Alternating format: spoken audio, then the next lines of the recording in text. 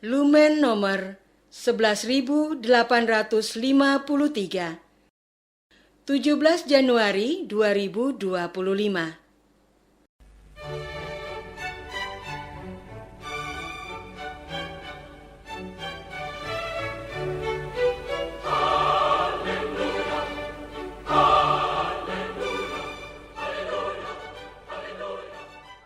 Saudara pendengar di segenap penjuru tanah air, selamat bergabung dengan Lumen Indonesia. Lumen Indonesia, siap melayani Anda setiap hari. Saudara terkasih, marilah kita bersatu dalam Tuhan kita Yesus Kristus yang tidak berubah dahulu, sekarang, dan selama-lamanya. Allah Sang Maha Rahim mengasihi dan menerima sebagaimana adanya kita. Allah Bapa kita di surga senantiasa bersedia menolong, menghibur, dan meneguhkan kita dalam menghadapi segala permasalahan hidup sehari-hari.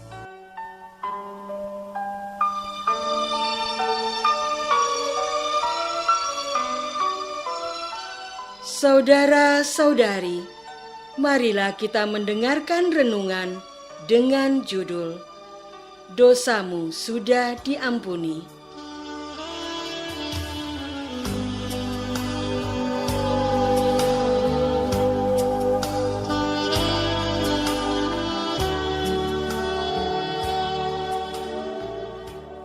Yang berdasarkan pada Injil Markus bab 2 ayat 5.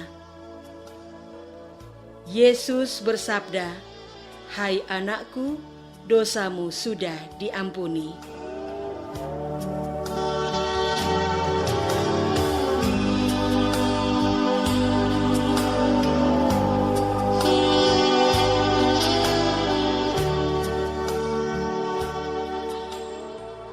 Dalam nama Bapa dan Putra dan Roh Kudus. Amin. Saudara-saudari terkasih dalam nama Tuhan Yesus Kristus. Pada suatu hari, Yesus datang lagi ke Kapernaum. Tersiarlah kabar bahwa ia ada di rumah. Kehadiran Yesus itu membuat orang-orang berkerumun, sehingga tidak ada lagi tempat, bahkan di muka pintu pun tidak. Ketika Yesus memberitakan firman kepada mereka, ada orang-orang datang membawa kepadanya seorang lumpuh, digotong oleh 4 orang. Namun mereka tidak dapat membawanya kepada Yesus karena banyaknya. Mereka kemudian membuka atap di atas Yesus. Sesudah terbuka, mereka menurunkan tilam tempat orang lumpuh itu berbaring. Ketika Yesus melihat iman mereka, berkatalah ia kepada orang lumpuh itu, "Hai anakku, dosamu sudah diampuni." Di rumah itu ada juga beberapa ahli Taurat. Mereka berpikir dalam hatinya, "Mengapa orang ini berkata begitu? Ia menghujat Allah. Siapa yang dapat mengampuni dosa selain Allah sendiri?" Yesus segera mengetahui dalam hatinya bahwa mereka berpikir demikian. Lalu ia berkata kepada mereka, "Mengapa kamu berpikir begitu dalam hatimu? Manakah lebih mudah, mengatakan kepada orang lumpuh ini, 'Dosamu sudah diampuni,' atau 'Bangunlah, angkatlah tilammu dan berjalan'? Supaya kamu tahu bahwa di dunia ini Anak Manusia berkuasa mengampuni dosa." Yesus bersabda kepada orang lumpuh itu, "Kepadamu kukatakan, bangunlah, angkatlah tempat tidurmu dan pulanglah ke rumahmu." Orang lumpuh itu pun bangun, segera mengangkat tempat tidurnya dan pergi keluar di hadapan orang-orang itu, sehingga mereka semua takjub, lalu memuliakan Allah, katanya, "Yang begini belum pernah kita lihat." Saudara-saudara terkasih, Bagi orang-orang Yahudi pada masa itu, Yesus sungguh menjadi pusat perhatian. Kemanapun Yesus berada, akan banyak orang datang. Tujuannya bisa berbeda-beda. Mereka terheran-heran akan berbagai mujizat yang dibuat Yesus, terutama penyembuhan badan orang cacat, seperti buta, tuli, lumpuh, pendarahan. Penyakit yang sudah bertahun-tahun diderita seseorang dan tidak mampu disembuhkan ahli pengobatan. Dalam hitungan detik dilenyapkan oleh Yesus. Mereka tahu bahwa Yesus bukanlah keturunan ahli pengobatan. Yesus adalah anak tukang kayu. Perhatian orang Yahudi kepada Yesus ini menimbulkan iri hati di kalangan para ahli Taurat, orang Farisi, dan para imam. Penghormatan orang Yahudi kepada mereka menjadi berkurang. Mulailah pemuka agama Yahudi bersiasat untuk menjebak Yesus atas mujizat yang dibuat Yesus. Saudara-saudara terkasih, sebegitu besar kegaguman orang Yahudi kepada Yesus, sehingga ketika mereka mendengar Yesus ada di rumahnya di Kapernaum, berkerumunlah banyak orang. Ada sekelompok orang membawa orang lumpuh, berharap disembuhkan Yesus.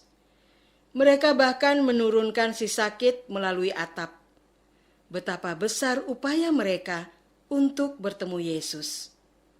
Inilah yang dilihat Yesus. Upaya sebesar ini bukanlah sekedar emosi belaka, atau demi kesembuhan badan belaka, atau agar menjadi terkenal. Ketika menyembuhkan orang lumpuh itu, Yesus bersabda, "Dosamu sudah diampuni." Mengapa Yesus bersabda demikian? Karena tindakan orang-orang itu didasari iman akan Yesus. Namun disinilah ahli-ahli Taurat mendapatkan kesempatan untuk menyerang Yesus. Bagi ahli Taurat, yang berhak mengampuni dosa adalah Allah. Yesus bukanlah Allah. Yesus adalah anak tukang kayu dari Nazaret yang saudara-saudaranya mereka kenal. Yesus adalah manusia biasa. Para ahli Taurat tidak beriman akan Yesus, Allah Putra yang menjadi manusia. Saudara-saudara terkasih, kita seringkali bersikap seperti para ahli Taurat yang tidak beriman akan kealahan Yesus.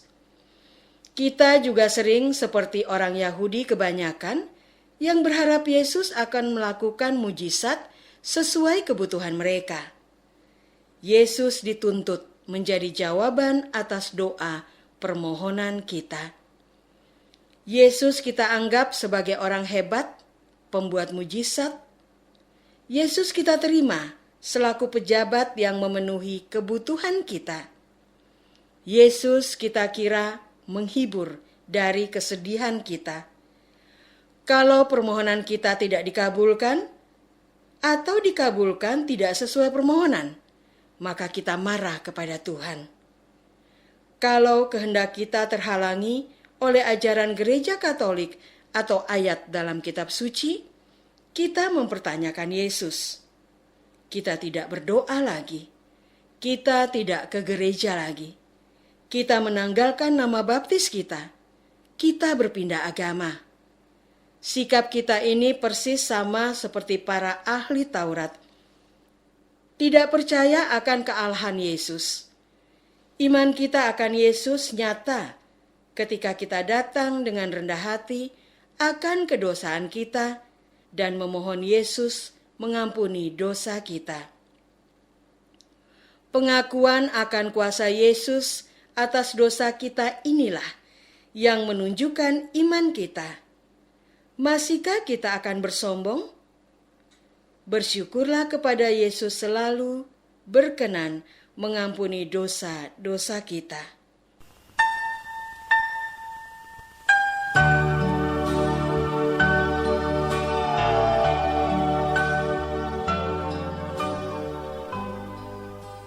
Saudara terkasih, marilah kita masuk dalam saat hening sejenak untuk meresapkan renungan yang baru saja kita dengar bersama dalam kehidupan iman kita masing-masing.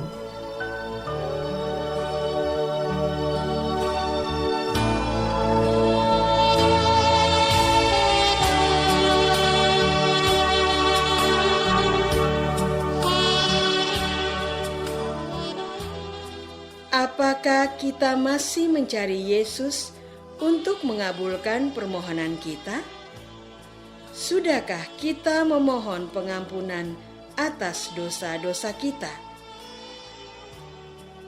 Marilah kita berdoa. Ya Tuhan, iman kami akan Yesus sungguh sangat dangkal. Yesus hanya kami akui untuk pemenuhan kebutuhan duniawi kami saja.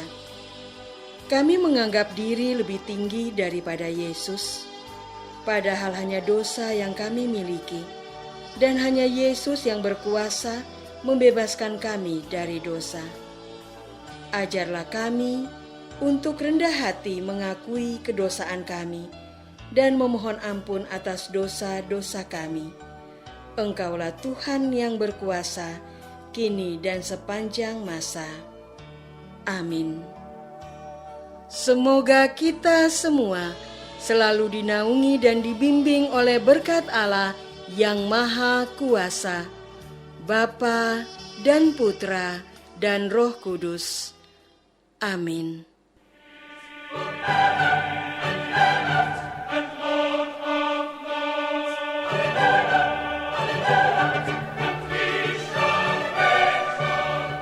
Dengan penuh kasih dan sukacita, Lumen Indonesia mengundang saudara-saudara seiman di segenap penjuru tanah air. Sekiranya ada tanggapan ataupun saran, kirimkan surat Anda ke Lumen Indonesia. Terima kasih atas perhatian Anda. Sampai berjumpa lagi dengan Lumen Indonesia pada waktu dan gelombang yang sama esok hari.